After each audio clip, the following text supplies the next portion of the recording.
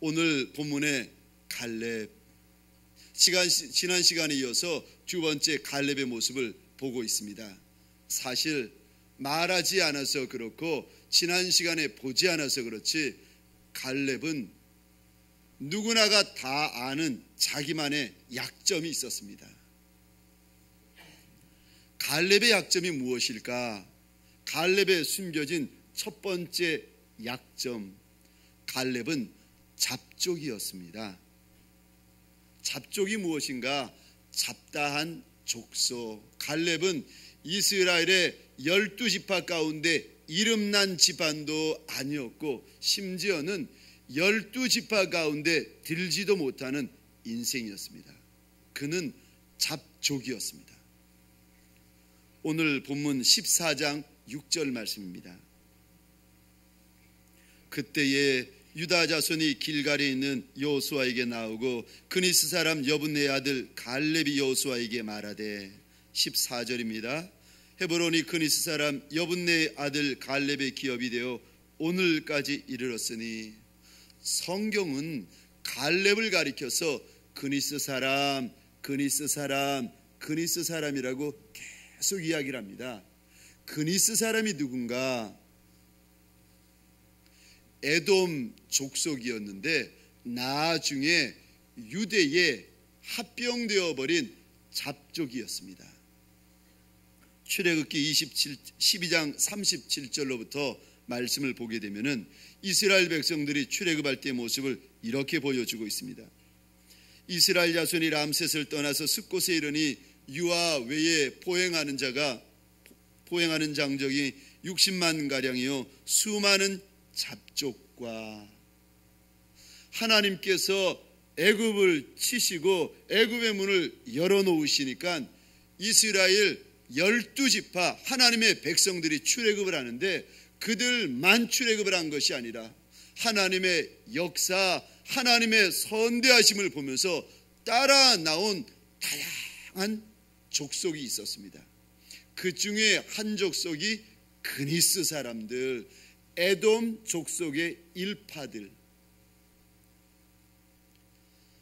하나님의 역사를 따라서 이스라엘 백성들을 쫓아갑니다. 40년 동안 만나 주시는 하나님, 메추라기 주시는 하나님, 바위를 깨트려서 생수 주시는 하나님, 그리고 불기둥 구름기둥으로 하나님의 백성을 선대하시는 하나님을 날마다 경험합니다. 그랬더니 잡족이었던 그니스 사람이 하나님을 만나고 하나님을 경험합니다. 그랬더니요, 이 그니스 사람 갈렙이 유다 지파를 대표하는 인생이 되고 이 그니스 사람 갈렙이 유다 지파 중에서 가장 유력한 인생이 됩니다. 너의 시작은 미약하였으나 내 나중은 심히 창대하리라.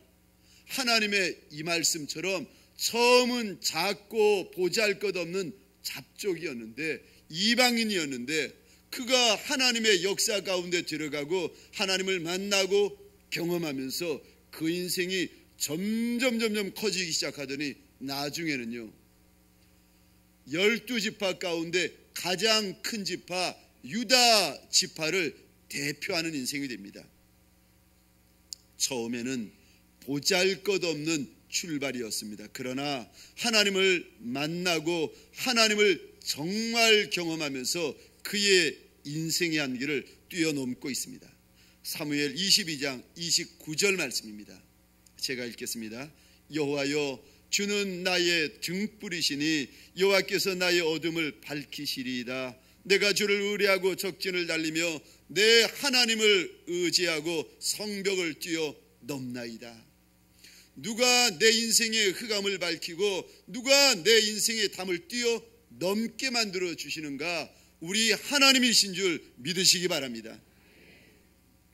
서로 내 인생 가운데 쓰임 받지 못할 이유가 산을 이루고 강을 이룬다 할지라도 가장 복된 이날 하나님의 전에 달려나와 하나님을 만나고 하나님을 경험하여서 내 인생, 내 평생의 한계를 뛰어넘는 용사 되시기를 주의 이름으로 축원합니다. 하나님을 만나면 됩니다. 하나님을 경험하면 됩니다. 두 번째요, 갈렙의 약점이 있었는데 그가 무엇을 뛰어넘는가?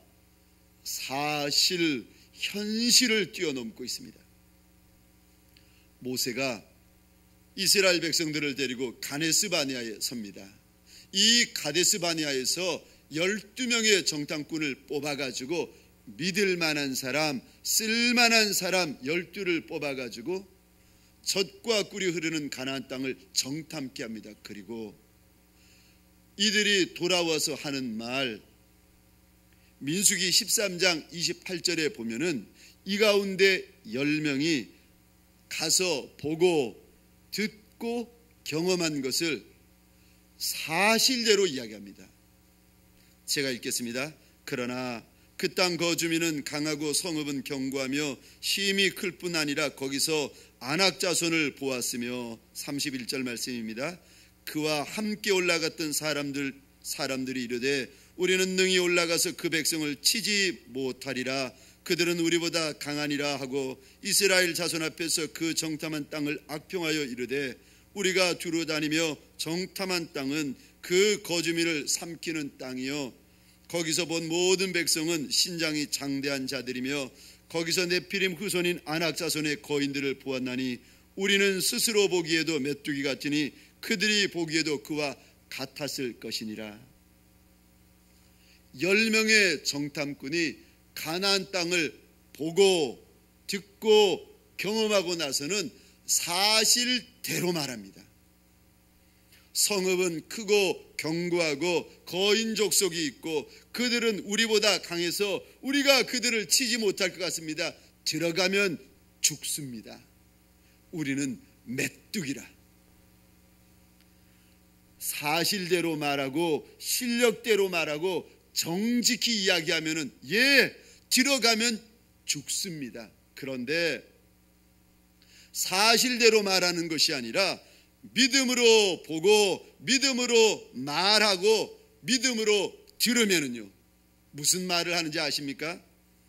그 땅은 우리 땅이고 그 성읍은 우리 성읍이라. 왜요? 하나님께서 그렇게 약속하여 주셨기 때문에. 내가 사실대로 보고 내가 사실대로 느끼고 내가 사실대로 경험하는 그것도 중요하지만은 더 중요한 것이 무엇인가? 하나님께서 내게 오셔서 약속하여 주시고 하나님께서 내 인생에 손에 쥐어주신 그 말씀이 무엇인가? 그 말씀에 대한 믿음이요, 하나님에 대한 믿음이요.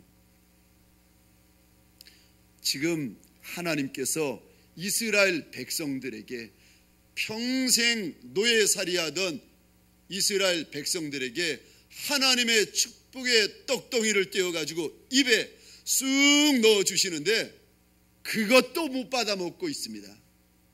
하나님께서 지금 이런 역사 없었고 이런 축복 없었고 이런 영광이 없었는데 그 영광의 떡덩이를 떼어가지고 하나님께서 입에 넣어주고 계시는데도 그것도 못 받아 먹고 있습니다. 왜요? 믿음이 없어서. 히브리서 11장 6절 말씀입니다. 믿음이 없이는 하나님을 기쁘시게 하지 못하나니 하나님께 나아가는 자는 반드시 그가 계신 것과 또한 그가 자기를 찾는 자들에게 상 주시는 이심을 믿어야 할지니라. 40년 내내 하나님께서 은혜 베푸시고 40년 내내 하나님께서 인생을 선대하신 이유가 무엇인지 아십니까? 하나님을 정말 믿으라는 것입니다. 하나님에 대한 절대 믿음, 하나님에 대한 절대 신뢰. 제가 우리 동방교회에 오기 전에 하나님 앞에 늘 기도하며 약속하였던 것이 있습니다. 하나님, 만일 하나님께서 내 소원하시고 내 기도 들으셔서 섬길 교회 주시고 섬길 하나님의 사람들을 제게 붙여주시면은 저는 평생 믿음 목회하겠습니다. 어떤 분들은 제자 목회, 어떤 분들은 영성 목회, 어떤 분들은 기도 목회, 어떤 분들은 실력 목회. 근데 제가 저를 보니까 저는 글쎄요, 실력도 별론 것 같고 말씀도 별론 것 같고, 내가 하나님 앞에 그거 가지고 승부 거는 인생이 아니라 만왕의 왕, 만주의 주가 되시는 우리 하나님을 믿고 신뢰하는 것으로 승부하리라. 하나님에 대한 절대 믿음, 하나님에 대한 절대 신뢰를 내 평생 노래하리라 하나님 앞에서 약속하였습니다. 오늘 이스라엘 백성들이 하나님을 믿나요? 믿지요. 아니, 불기둥, 구름기둥 지금 보고 있는데 하나님을 믿지요. 떡과 만나, 메추라기, 생수를 얻어마시고 있는데, 얻어먹고 있는데 믿지요. 그런데 정말 믿는 것인지, 믿는 것처럼 위장하고 믿는 척하고 있는지 언제 알 수 있는가? 내 인생의 가데스 바네아를 만나면 알 수 있게 됩니다. 정말 하나님을 신뢰하는지, 눈에 보이는 칼과 창과 사람을 신뢰하는지, 하나님의 말씀, 하나님의 약속을 붙드는지, 아니면은 내 눈, 내 환경, 내 세상 가운데 보이는 것들을 더 두려워하며 신뢰하는지, 내 인생의 가데스 바네아에 서게 되면은 그것이 정확히 드러납니다. 하나님께서 나를 가데스 바네아에서 달아보시는데, 그때 내가 하나님만 두려워하는지, 아니면은 아낙, 자손, 철병거, 크고 높은 성읍을 보고 두려워하는지. 세상에 있는 많은 사람들, 세상에 있는 모든 사람들은 아낙, 자손, 성읍, 철병거 보고 무서워하고 두려워합니다. 그러나 하나님의 사람들은요, 한 분 하나님만 보고 두려워하고, 한 분 하나님 보고 하나님만 보고 경외하시기를 주의 이름으로 축원합니다. 사무엘상 17장에 보면은 블레셋 장수 골리앗이 나옵니다. 키가 3m 50, 입고 있는 갑옷이 자그만치 196kg, 200kg요. 그리고 그 사람의 창 하나가 6kg. 이 어마어마한 사람이 이스라엘을 향하여서 소리 지르면서 쿵쿵쿵 달려오는데요, 17장에 보니까 이스라엘의 모든 군사뿐만이 아니라 사울 왕까지 크게 놀라 두려워했다. 현실적으로 상대할 사람이 없는 원수입니다. 제가 제일 무서워하는 분이 있는데요, 누군지 아세요? 저는 누구를 두려워하는가 하면은 저보다 키가 큰 분, 그리고 그분이 저를 향해서 막 화를 내시고 큰 소리 내시면은요, 제가 가슴이 떨려가지고 바라보지를 못합니다. 제가 우리 성도님들에게 부탁을 드립니다. 저보고 소리 지르지 말아주세요. 할 수만 있으면은 저보다 키 크지 않으시기를 소원합니다. 사무엘상 17장에 보니까 3m 50, 200kg의 그 갑옷을 입고 창을 휘두르면서 달려오는데, 사울 왕, 이스라엘 모든 군사들이 두려워 떨고 있습니다. 사실적으로, 현실적으로 말하면은 상대할 사람이 없어요. 그런데 믿음의 눈으로 골리앗을 보고 믿음의 말을 하면 어떻게 되는가? 사무엘상 17장 45절 말씀입니다. 우리 같이 한번 믿음으로 내 인생의 골리앗을 바라보면서 담대히 함께 선포하겠습니다. 다윗이 블레셋 사람에게 이르되 너는 칼과 창과 단창으로 내게 나오거니와 나는 만군의 여호와의 이름 곧 내가 모욕하는 이스라엘 군대 하나님의 이름으로 내게 나아가노라. 오늘 여호와께서 너를 내 손에 넘기시리니 내가 너를 쳐서 내 목을 베고 블레셋 군대의 시체를 오늘 공중의 새와 땅의 들짐승에게 주어 온 땅으로 이스라엘의 하나님이 계신 줄 알게 하겠고, 또 여호와의 구원하심이 칼과 창에 있지 아니함을 이 무리에게 알게 하리라. 전쟁은 여호와께 속한 것인즉 그가 너희를 우리 손에 넘기시리라. 할렐루야. 전쟁은 내게 속한 것도 아니고, 전쟁은 골리앗에게 속한 것도 아니고 우리 하나님에게 속한 것인 줄 믿으시기 바랍니다. 믿음은 하나님의 역사가 달리는 고속도로입니다. 이 한 날 내가 어떤 사람을 만나고 어떤 사건을 만나든지 간에 믿음으로 듣고 믿음으로 말하고 믿음으로 결정하시기를 주의 이름으로 축원합니다. 마지막 세 번째로, 갈렙은 사람을 뛰어넘고 있습니다. 오늘 본문 6절 말씀입니다. 그때에 유다 자손이 길갈에 있는 여호수아에게 나오고 그니스 사람 여분의 아들 갈렙이 여호수아에게 말하되 여호와께서 가데스 바네아에서 나와 당신에 대하여 하나님의 사람 모세에게 이르신 일을 당신이 아시는 바라.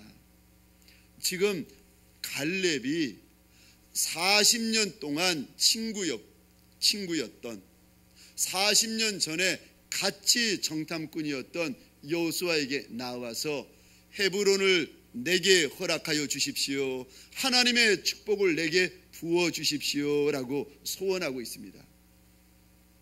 아니, 지금 출애굽의 1세대인데 갈렙보다 나이 많은 사람 없고, 갈렙보다 경험 많은 사람 없고, 갈렙보다 출애굽의 역사를 아는 인생이 없는데, 갈렙만한 이가 200만 이스라엘 백성들 가운데 아무도 없는데 이 갈렙이 지금 누구에게 나와서 구하고 누구에게 나와서 청하는가?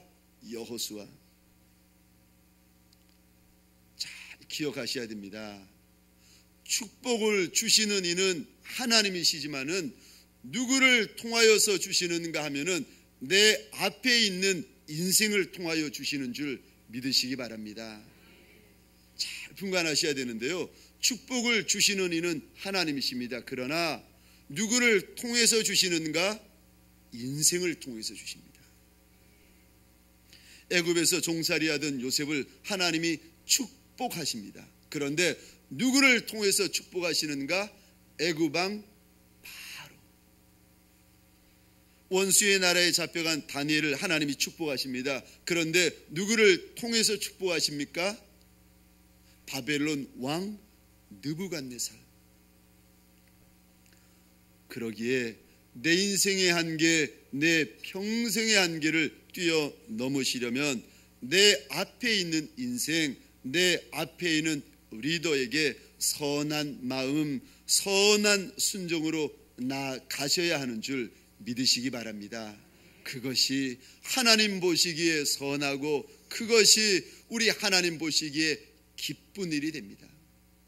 하나님께서 내 앞에 있는 인생을 통하여 나를 선대하시고 내 앞에 있는 리더를 통하여 내 가정과 내 사업장을 선대하려 하시는데, 내 마음이 인생을 향하여 닫혀 있고 내 중심이 앞에 서 있는 리더를 향하여 막혀 있으면요, 하나님이 내게 주시는 선한 것, 거룩한 것, 아름다운 것이 내게로 흘러 들어올 수가 없습니다. 그래서